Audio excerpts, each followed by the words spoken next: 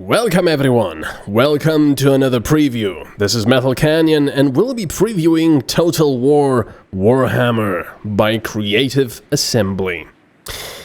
I love Total War games. I'll be completely honest, I haven't played a lot of them. I've played Total War Rome, I've played Total War Medieval 2, and another one which I can't remember, and I kind of love Warhammer 40,000. So I thought to myself, wow, this is not 40,000, but it is the, well, original Warhammer, so the medieval fantasy setting Warhammer. This should be awesome. And you know what? Well, damn, I'm going to spoil the preview now, but yes, it is awesome. If you haven't ever played the Total War games, they're basically two different phases to the game. There's this strategic phase where you control your armies, your towns, and so on and so forth. And then there's the combat part, which is just awesome, where you control huge armies. It's literally hundreds and hundreds of soldiers that go at each other's throats. And you've got, you know, various weapons of war, sieges, and so on and so forth as well. So that is awesome. In this game, of course, because it's fantasy, you also have huge monsters and magical abilities, and so on and so forth. So there are various factions you can choose. If you know anything about Warhammer, you know that there's the men, well, the humans, you've got the dwarves, you've got the loads of factions, really. In this game, there's men, well, humans, dwarves, the vampire counts, the greenskins, or the orcs, and chaos. I believe the chaos is a DLC, but if you buy the game within the first week, you can get it for free. It's not really a practice I support, you know, day one DLC that they've just cut from the game so you can pay extra for it. That's really naughty and I don't like that, don't support it. But, well, what can we do? The game is still awesome, I have to say. So anyway, oh, and before you say anything, I wasn't paid for this by the developer. I actually bought the game myself. So there!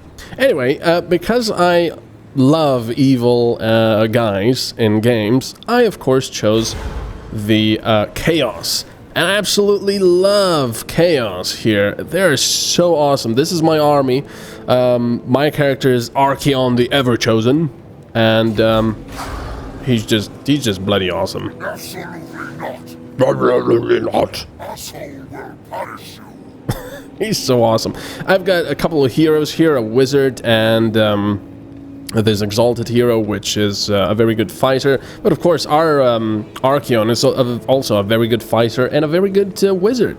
And then we've got just loads of various armies and these really big guys, Dragon Ogre Shaggoth. They're just amazing. I'll show it all to you. So this Total War actually sort of mixes it up a bit because there's also flying units. I haven't met any flying units yet, but they are in the game, so that should be quite interesting. So anyway, if you're playing a normal faction like the dwarves or humans, for example, you get a lot of options. You have towns which you have to develop and protect. You can have armies and so on and so forth. You have the strategic overview where you can, you know, do diplomacy. Actually, let me show you. I can also do diplomacy, even though I'm chaos, but, well, very limited diplomacy, because, well, I'm pretty much at war with everyone, because I'm chaos. Chaos, if you haven't ever, you know, dabbled with Warhammer, chaos is just the antithesis of everything. It's chaos, basically. It's evil. Complete and utter evil. It's massacring, killing, destroying, pillaging, razing, and just, you know, corruption. Absolute corruption for the blood gods and all the other gods of evil. So anyway, these guys have been asking me for peace for a while, and because I didn't want to deal with them, I just accepted their, you know, peace offers, and also some money, I believe. And now, every now and then, now they demand money from me, which is frankly a bit odd, because I could just crush them, I guess. Well, maybe not, because they're, our power, well, as you can see, the yellow bar is mine and the red bar is theirs, so the power is sort of equal. Scaling, however, is quite a lot more powerful than us. They probably have a lot more armies, that's why. So it's not too much of a problem, I'm not too bothered with it. So anyway, if you play Chaos, the game is a little bit different. You control hordes, you don't actually have any towns of yours. This might look like a town here, oops, but it's actually just an encampment. It's how you stop your armies in their trail and start building stuff and also replenishing your armies. So over here, I've already upgraded my basic buildings to level 5, which means that your horde will grow, you know, as fast as possible.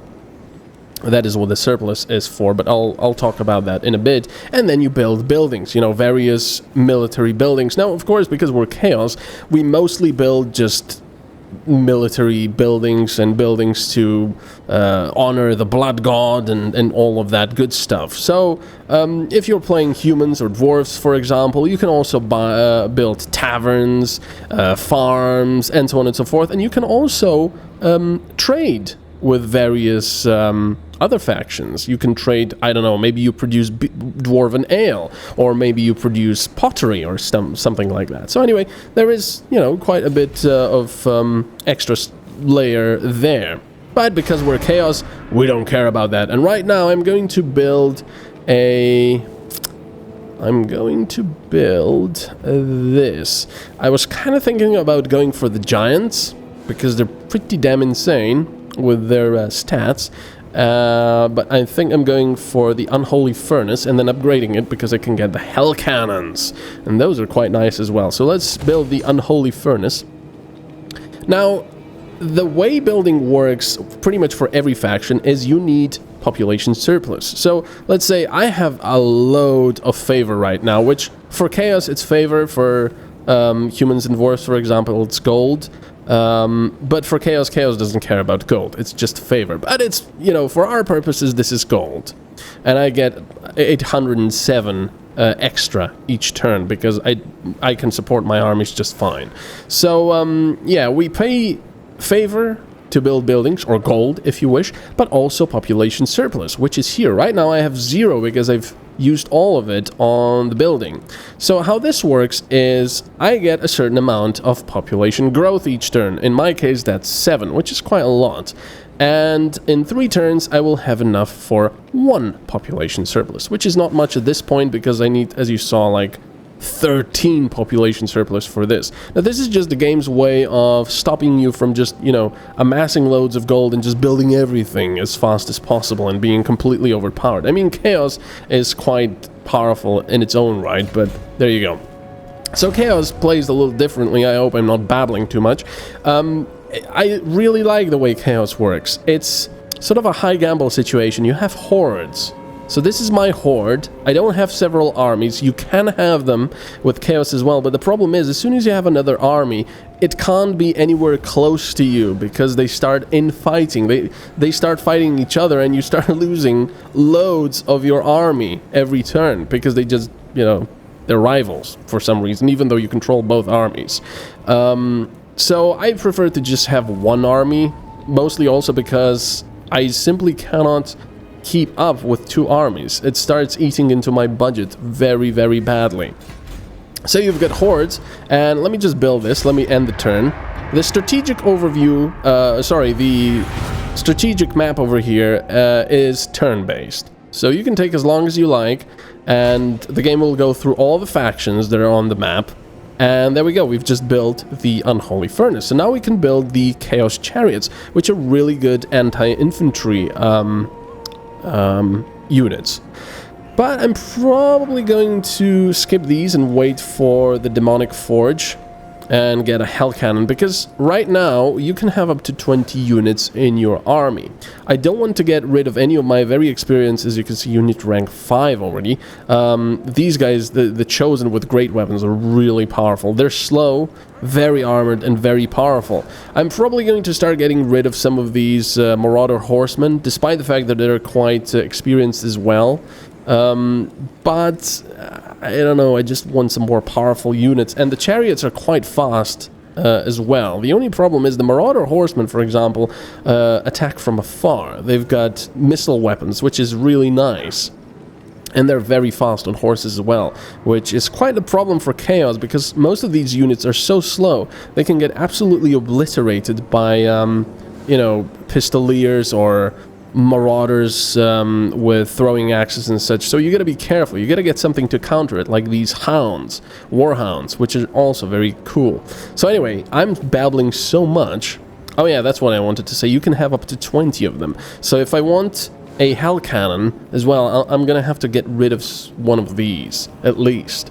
Which is unfortunate, but that's how it goes. So anyway, right now we've built that building. We've got all our units at maximum health and maximum... You can see that there's 120 in this unit, there's 100 of Chaos Warriors, 80 of Chaos, of Chosen Ones with great weapons, and only one Dragon Ogre Shaggoth in this unit. So they're extremely powerful units. As you can see, 60 Marauders have 4,000, it's over here, 4,200 health, and one of these ogres is 8,000 health. So yeah, that's quite insane. Anyway, so now we can select our stance. Right now we're in camp, which means we cannot move, but we get, you know, health backup, or well, extra units, and we can build stuff. So I'm going to go into the traveling stance. So now we can move across the map. In one turn we can move as far as this goes. So I've already raised Prague, and I've sacked Volksgrad a while ago, but as you can see, the sack value is 11,500 again, so yeah, why not go and pay them a visit? I have to say, one really cool thing about playing Chaos, you feel absolutely badass. I mean, with this guy going, "Wipe them out," in his crazy voice, and just having all these crazy monsters at your disposal, it's just, you just feel so badass, it's ridiculous. And this Nikolai Azarov has absolutely no chance. As you can see, my yellow bar is completely enveloping his, and he's just, you know, I've got the numbers, and I've got the skilled units, and the, well, just crazy units, and he's only got these units. Only these crossbowmen probably will do a little bit of damage, and maybe these halberdiers, but it doesn't matter. Now, you can either retreat, you can auto-resolve, which, well, you will just skip the combat altogether, and the computer will do the rest for you, which might be good, you know, if you're fighting a small force like this. Or you can encircle a settlement and wait out the enemy rather than attacking head-on, which means it'll take several turns. It'll take 6 turns before they will start suffering attrition, so all of their units will start losing health. Now, at that point, when they do, they might either attack you directly if they have no walls, or they will just start dying. And in 11 turns, it will surrender. But because we're so overpowering right now, we can just attack them right away. One thing that you have to be careful about encircling is they might be waiting for allies. So that is a very dangerous thing I'll be talking about after this battle. Let me show you this battle, which will be completely and utterly one-sided. So, on the left we can see our units and Archeon, the ever-chosen. This is where we'll start, this is where they'll start. Not much you can really see here. And, you know, a few tips. There's the Dragon Ogre Shaggoth. Tower over the common man, casting fearsome shadows. So now we can risk more magic for more favorable wins. We've got 7 magic in reserve at the beginning, so I'm going to gamble. I usually do unless it's very high, and... well, I was very lucky there. So we get only 10. Well, that's alright.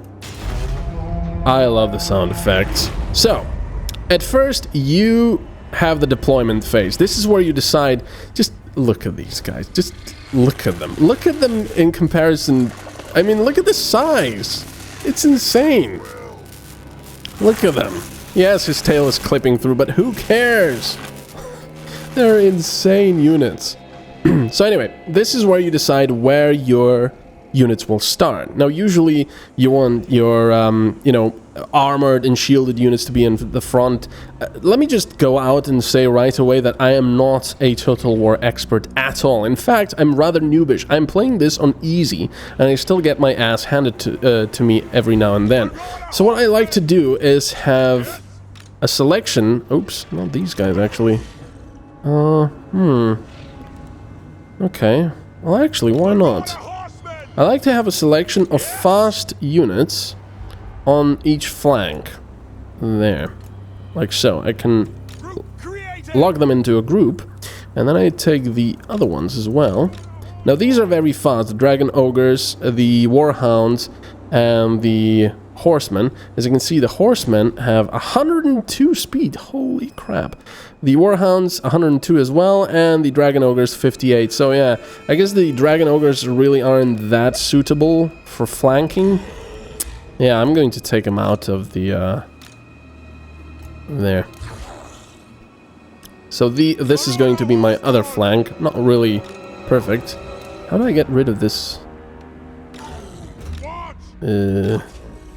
Not sure. Oh well. How do I get rid of this? I don't know how to get rid of the group. Oh, there we go. Just pressing G. Okay. And these guys are going to be number 2. There. That's better. Now you can also lock and unlock their grouping. So if you have them locked, they will always stay like this when moving, which is handy. And I'm also going to tell the Marauders to be in skirmish mode. If you have them in skirmish mode, they will always try to keep a distance and only attack with their axes by throwing them. Now, let's select our armored and shielded warriors over here. And yeah, let's put them in front. In the front, like so. You can also drag like this to spread them out, for example, which is very cool. Now let's take my great weapons. I love the sound effects when the armies are talking back to you like that. It just feels so bloody awesome. I have a lot of Chaos Marauders. I also have halberdiers. It can be here, I guess.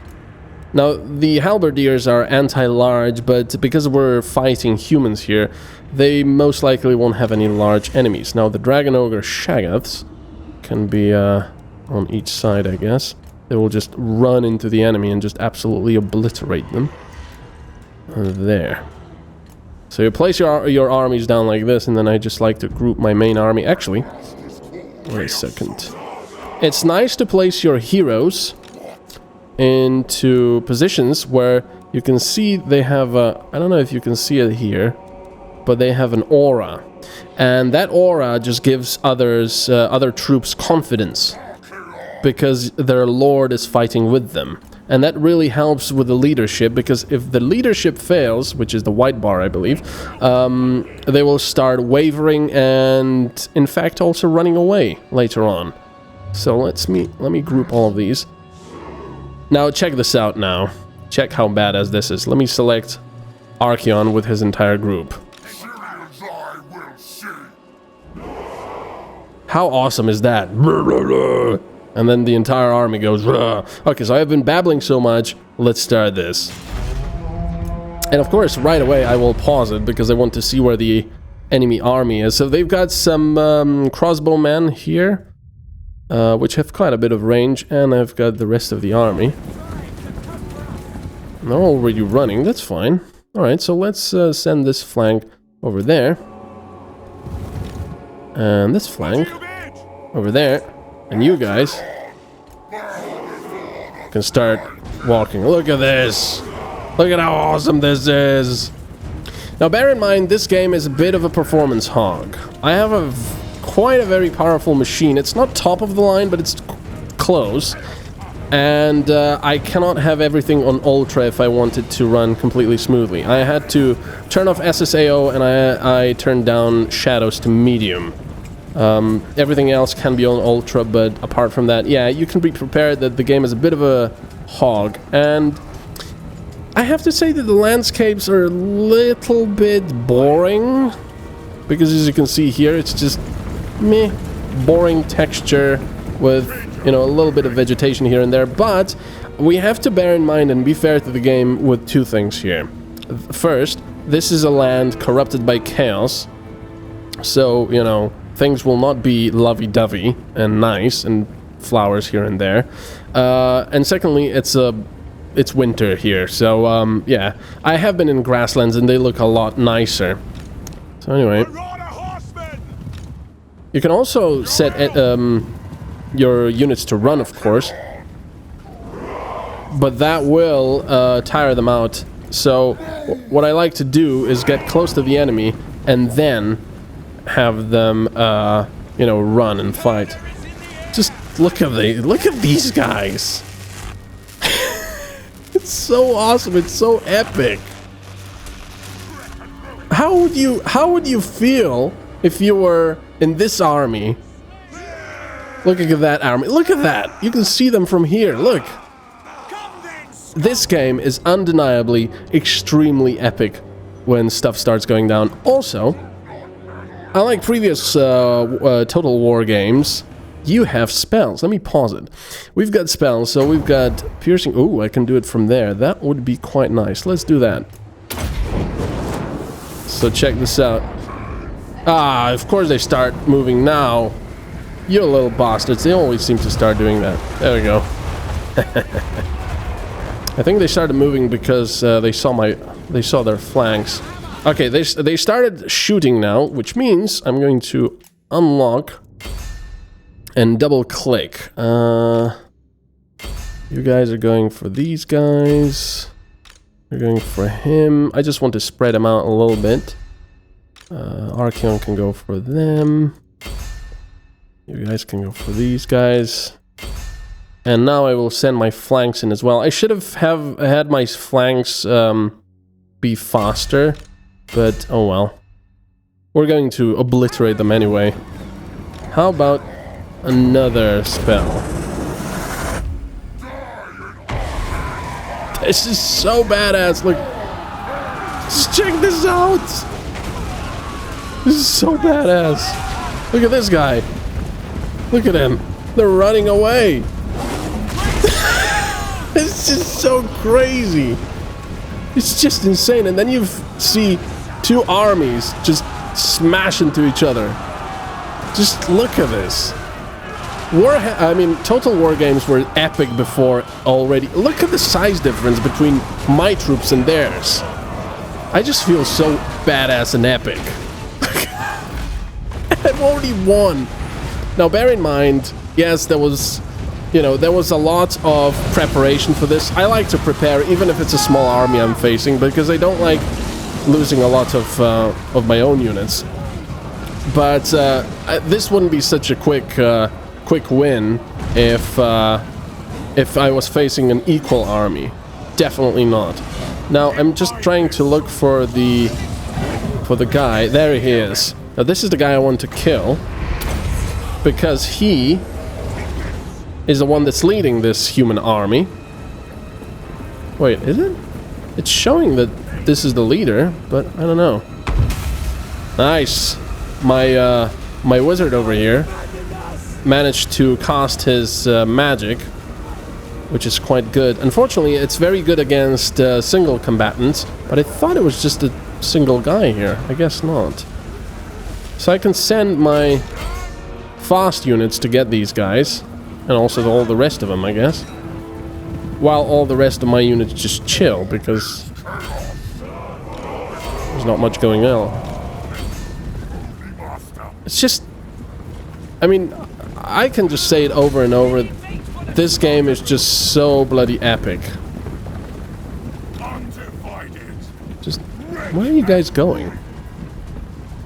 Wow. I would not want to face that. Not at all. So anyway, you can keep killing the enemy combatants, which is usually a good idea if it was a big army, or you can end the battle. But what I like to do is at least kill the leader, because that really puts him back. And kill as many as possible, pretty much, because they will regroup and try to get you again. So... just so badass. So let's end the battle. You are victorious. The corpses of the enemy litter the ground, and those still able to flee do so with their laughter of our gods ringing in their ears. You can also save the replay and show it how, you know, to friends. Look at me, I was so badass on easy difficulty. Wait. Oh, never mind. So we had 0 losses. Oh, bloody hell, we had 0 losses.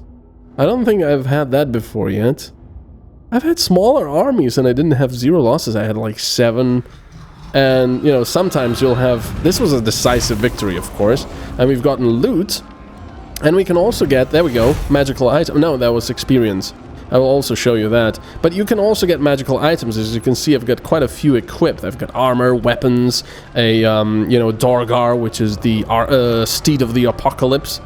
Because Archeon actually starts out on foot when you start the Chaos campaign. So we did kill the enemy lord. So we can raise the town, which will give us 4 extra growth for 1 turn, but this is really not worth it, because if you raise the town, it's gone. It's destroyed. If you sack it, however, you cause, you know, province instability, but also get loads of favor, or gold, and the place can build itself up, and you can raise it again, or sack it again. So I'm going to sack it. So we've gained a follower, which will cause +1 unit experience for any war beast recruits, which is not bad. And a possessed follower, research rate +10%, not bad. So let me show you. Every time you level up your heroes, I mean, the units will level up as well, but they can only level up, you don't have to do anything about them, about it. They will simply increase their stats slightly, which is not bad, you know. I mean, these units are level 5 already. So, but your heroes also get skills. For example, Archeon is level 15, and you can see he's got a tech tree over here of spells and, you know, leadership, of marching, and I don't know, income and all that stuff. So that's pretty cool. Right now, I've already gotten quite a few spells over here, and I'm not going for Diviner just yet, probably, even though it does give you an extra 15% magic drop chance. I've gotten Dorgar pretty much at the beginning, I think. You can get the Aura of Chaos, which gives you a 10% missile resistance, which is quite good, especially for sieges, because there's a lot of missiles going around there. But right now, I'm probably going to either go for the Devastating Charge or the Deadly Blade.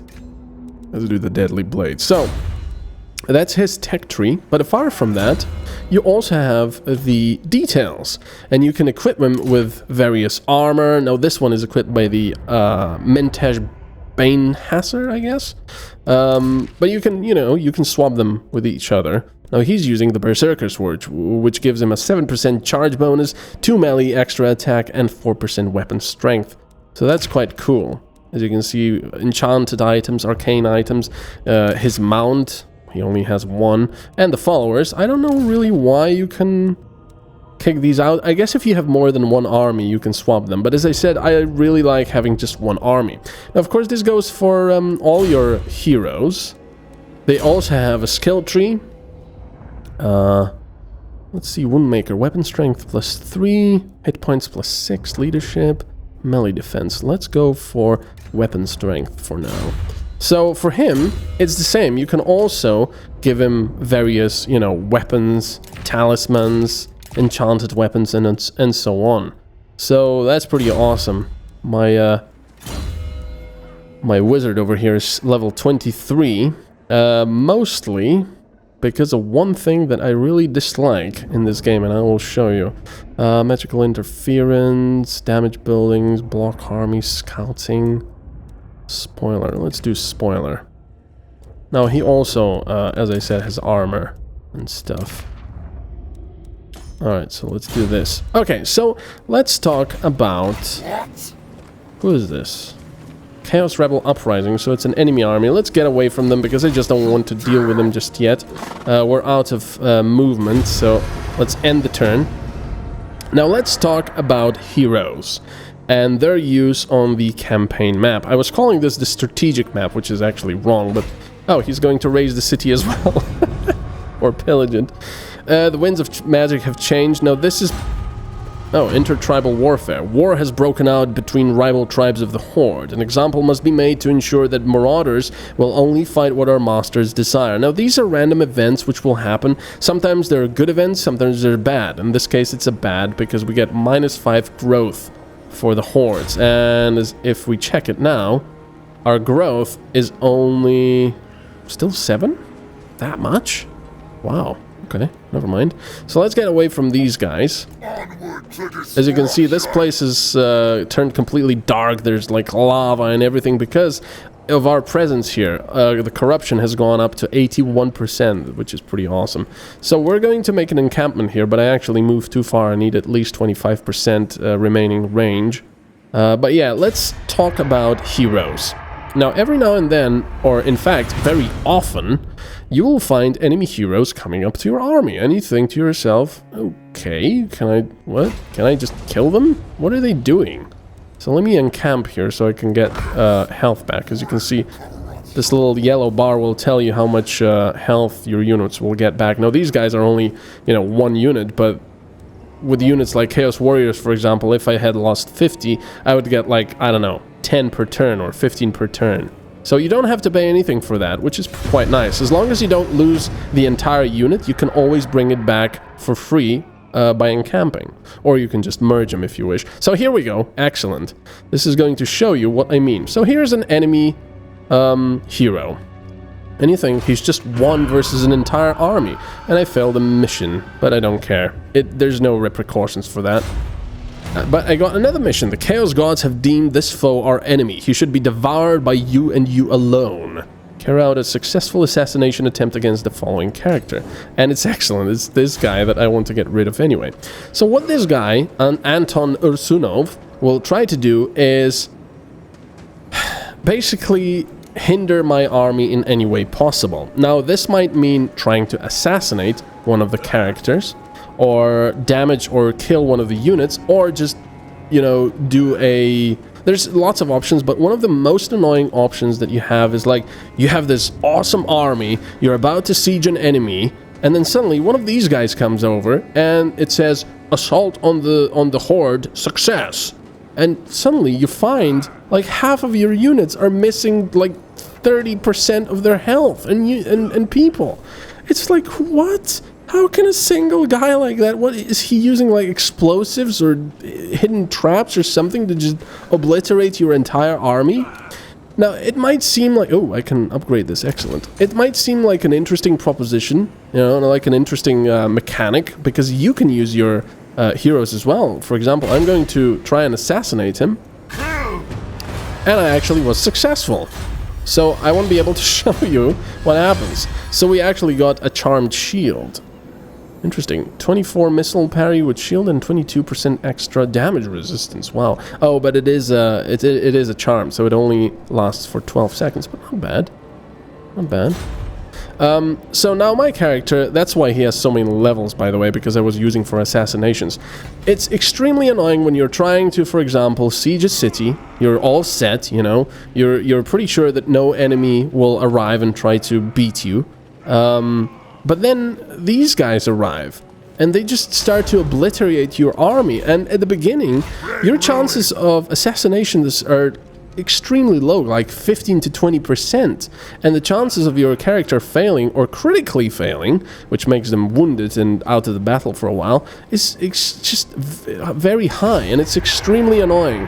It's one part of the game that I quite dislike. At best, they're an extreme nuisance. These guys, look, he's going for me again. And at worst, they're a huge hindrance. And, well, there we go. Assault unit success. So, Leonid Babinin, an enemy battle wizard belonging to Kislev, has successfully hindered Archeon the Everchosen's army in Prague, Eastern Oblast. So, at first I thought, hindered how? I can still move far, you know. Oh, the winds of magic have changed. I forgot to tell you about that. That's this little bar. It basically means how much magic usually you will find on the battlefield. It's just something that goes up and down, and you can still gamble, but of course you can still lose. So now he's gone, and you see that, well, he wasn't that successful. He only managed to damage one unit, but look, he killed 20 Chaos Warriors! 20!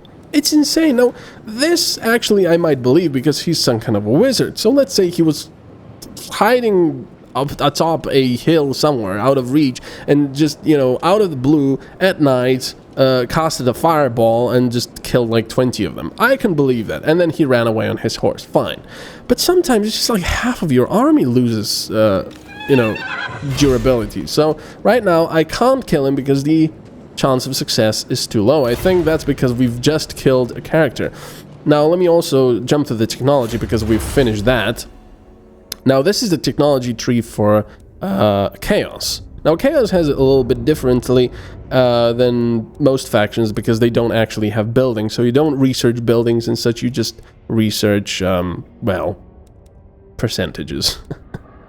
Unfortunately, this tech tree isn't that interesting because, as I said, it's leadership +5 for Chaos Warriors, 2 experience extra for Chaos Warriors recruits, weapon strength extra 5%, and so on and so forth. I mean, they're useful, but it's not something you would go like, oh my god, awesome, if I research this, I'll get a crazy demon squid with claws that devours enemies or something, you know? Let's see, unit experience, I want...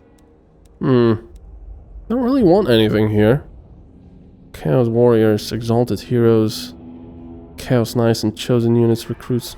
No, I'm just going for the Demonic Pact. It's 40 bloody thousand. A pact with the Dark Gods should not be taken lightly.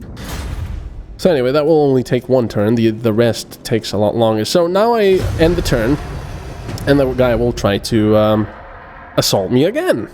And there is an enemy army over there, which is dangerous. Oh, okay. He gave up. So that's not too huge of a problem. I can just go there and... Ooh, lots of armies there. Mission failed. Alright, let's get back into the army over here. So 1 more turn and these guys will be fine and I can choose a new technology to research. Chaos Chariots and Hell Cannons. I'm actually going to go for that even though I can get Hell Cannons already. Ammunition plus 15% for Hell Cannon units. Reload time. Ooh, I want that. Chaos Knights. Dragon Ogre Shaggoth. Ooh. I'm going for that first. So, I want to have a Hell Cannon, so let's get rid of something. It's painful getting rid of units with lots of experience, but I guess I'll have to. So, let me disband this unit, and we'll recruit a Hell Cannon. There it is. It's quite expensive, and quite expensive to upkeep, and there's only 1 of them in the unit. But they're very useful. And they actually take 2 turns. These big units take 2 turns to recruit. Usually, all of the rest of the units take 1 turn. And there's another hero coming. So anyway, I've talked too much about these heroes. That's one thing I really don't like about this game. They're just a hindrance and a huge annoyance. But you have to deal with them. Oh, bloody hell, what's going on here? But the other thing that's quite a problem, at least for me, is... I had to reload quite a few times because I was sieging a city, for example. Everything was going fine. I built my siege weapons. By the way, there's also, if you siege a city with walls, you have to build siege weapons and towers to scale the walls. It's a pretty epic undertaking, but I'm not going to show you because I want you to experience it yourself because it's so epic. And because we are out of time. But the other thing I don't like is ganking. So that was in one of the playthroughs, I was sieging a city, everything was going great, and a king's army arrived. The emperor of the humans arrived with his army, and I said, oh crap. And he attacked me. I was... he had a lot more army than I did, and I actually beat them. I beat them, and I didn't manage to kill the Emperor, unfortunately. He ran away, and I thought to myself, wait, hey, that's a huge win for me. However, unfortunately, as soon as the turn ended, and I couldn't really do anything about it, because I had just fought him, the army from the sieged town decided to jump out, and because I had suffered great many losses, they just absolutely steamrolled me. And that happened many times in the game, not just when I was sieging cities, also when I was just standing on the campaign map. It's so easy to get ganked because enemy armies can just start marching, just like you, for example, and they can run very, very far. Okay, these are neutral armies. And it's just a little bit annoying when you're like, yeah, I'm doing so good, I've got so many powerful units, I'm so awesome, and then bang, you get ganked and obliterated. And of course, with chaos, because I only like having one army, yeah, that's game over. You can always say it's my fault, and it's my fault to be sieging a city while there's an army nearby, but that's the thing, I didn't see them. I was like here, and then suddenly, in one turn, an army appeared over here, ran all the way up to me, and attacked. So, yeah. But otherwise, Total War Warhammer, it's awesome. It's just so bloody epic. I love playing this, and I love hearing this Archeon guy just